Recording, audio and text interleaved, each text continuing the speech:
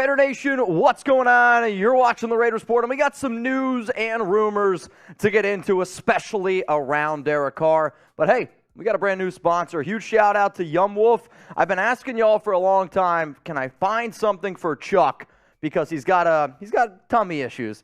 And shout out to Yum Wolf for reaching out to me. They are the #1 air-dried dog food for gut health. And you can try a trial 50% off at yumwolf.com. I'm going to put it in the comments and in the description of today's video. But seriously, you guys know I love Chuck, and this food has really helped him out a lot. So let's go to what's coming up here on today's show. Derek Carr to the Saints' latest. Is it happening? Is it not happening? Lots and lots of stories about, did he cancel something to Carolina? Is that a happen? We're going to get into it. Renfrow. Is he going to be traded to the Vikings? It sounds like Minnesota is interested. And then does Josh Jacobs want to stay in Las Vegas? Let's first, though, talk about D.C. This is the top story right now around the Raiders, no doubt about it.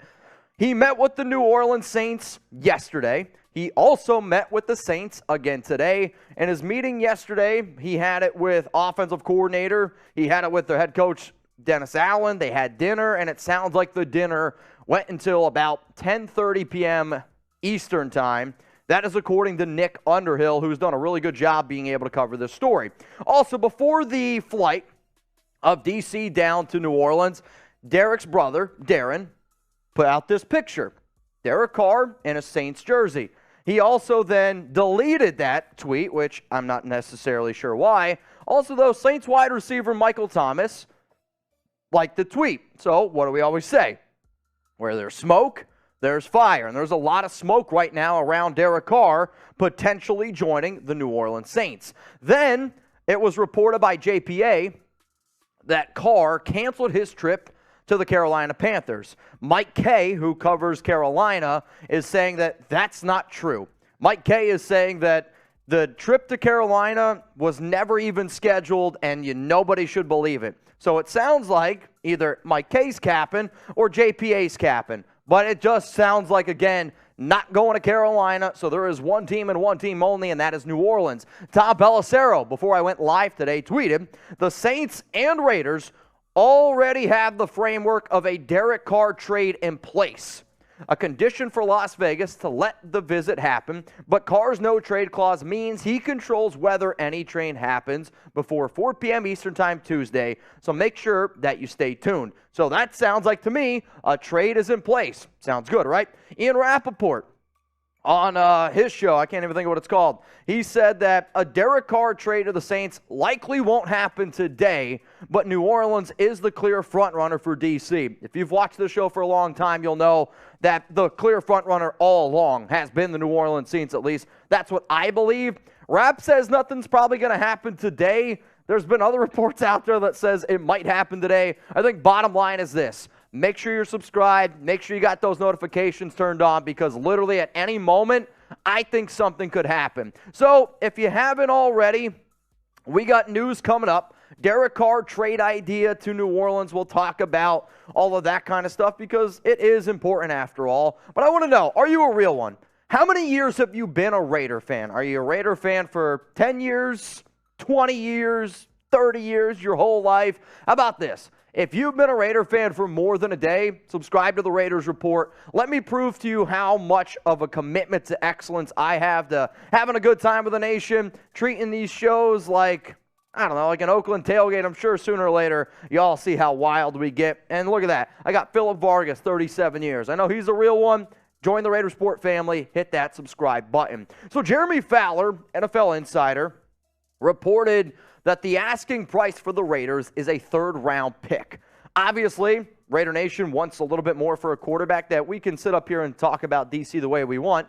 But for an average quarterback, you want there to be a little bit more. So I'm not saying this is a trade that I like, but when I think of third-round pick, I go to New Orleans, I see, all right, how many third-round picks do they have? All right, they have one. It's pick number 71. So let's just say, hypothetically speaking, I'm live here on the Raiders Report, and you get breaking news. The Las Vegas Raiders are trading Derek Carr to the New Orleans Saints, and this is the trade you get. If this is the trade that would go down, what would be your one-word reaction to the deal? Is it nice? WTF? What would be your one-word reaction if this is the trade that goes down for DC, if the reported asking price is a third-round pick, this is the Saints' third-round pick. Let me know down in the comments right now what would be your one-word reaction. Now, today's news show is presented by Yum Wolf, and I have been on a quest for like 2 years to find dog food that actually works for my guy Chuck. And if you don't know, that's my guy Chuck, and he's got a little bit of a tummy issue. Shout out, though, to Perfect Kibble and Yum Wolf because they have really, really helped him out a lot. I know he was a very picky eater. He wouldn't eat his food very often, and now he absolutely loves this stuff. So it's 50% off your trial at yumwolf.com. Yum Wolf is the only dog food for better gut health. The air-dried food is GMO-free and has an inflammation-reducing recipe made to heal your dog with omega-3 and coconut oil.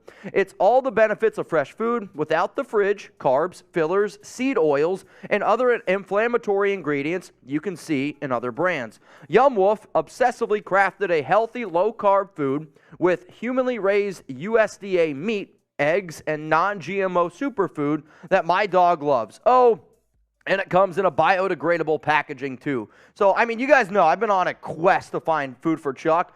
I've been using Yum Wolf now for about 3 weeks, and he seems like he really likes it. He seems like he enjoys it. Y'all know how much I love my dog. If you're a dog lover as well and he's got gut issues, he's got some stinky farts or runny poops, all that kind of stuff, give it a try. I think you're really going to like it. Yumwolf.com, 50% off your trial. Let's now go to some trade rumors here around Hunter Renfrow. And apparently, the Minnesota Vikings are interested in potentially trading for number 13. If you remember that report, we're going to head back maybe about a month.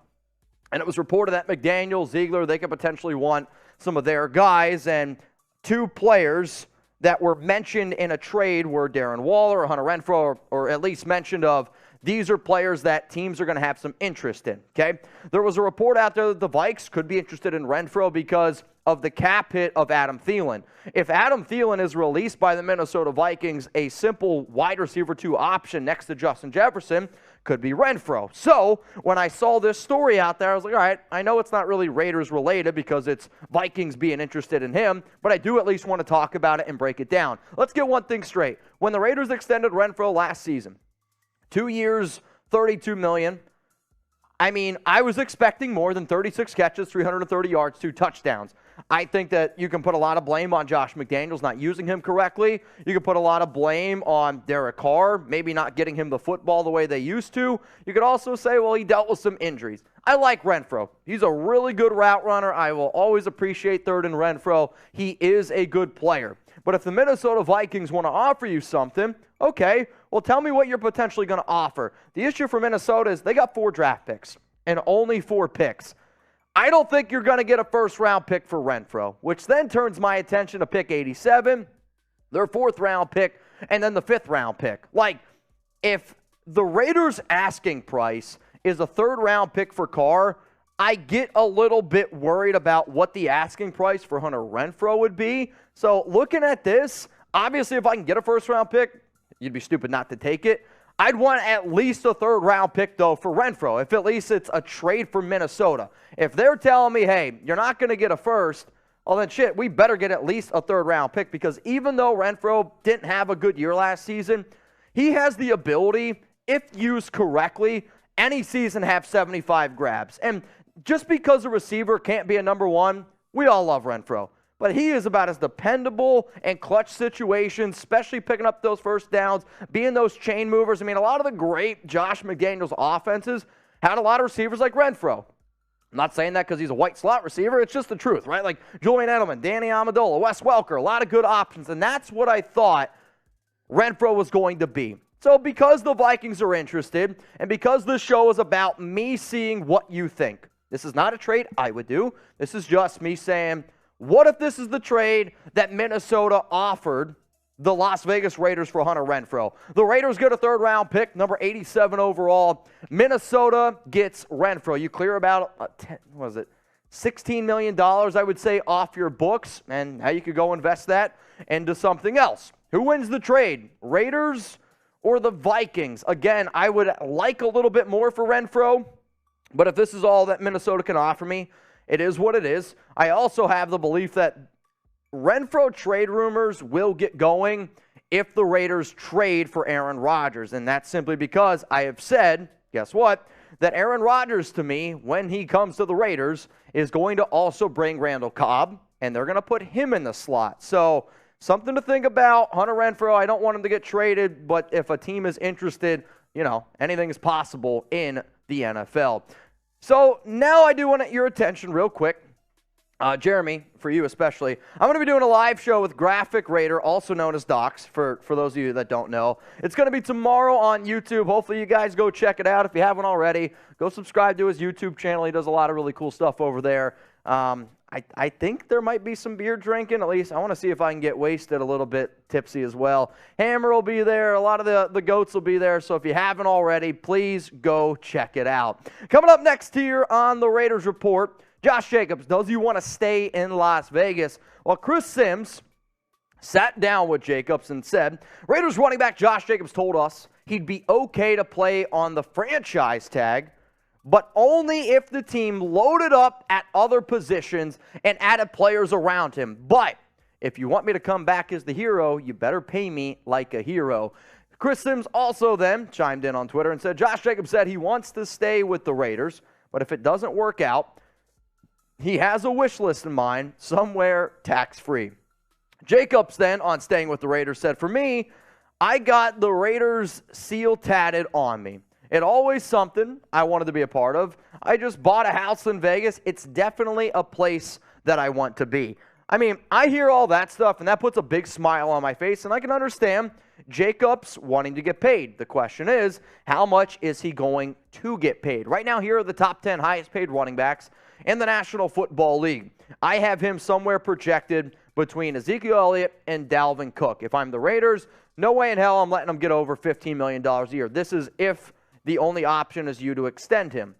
If he does want a contract extension, the magic number I have gone with is $12.8 million, which puts him right over Dalvin Cook, fourth highest paid running back in the league. But if the Raiders are going to act like business is business, right?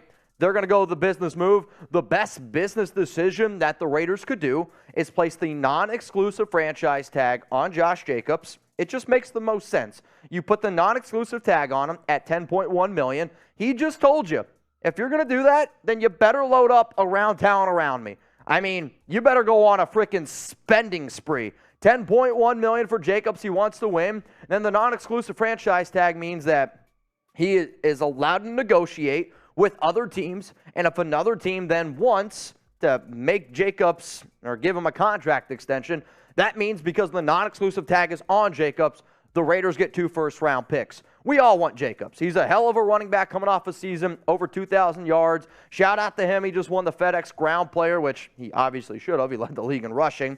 But 2 first-round picks for a running back is a deal that I would realistically take. So here's my question to you, though. What happens? Do you franchise tag him? Do you extend him, or do you let him walk? I say franchise tag, but I get people wanting to keep a guy that's this talented at running back. It just comes down to the money. I believe the smartest thing is to tag him, but I want to know from you, franchise tag, extend, or do you let him walk?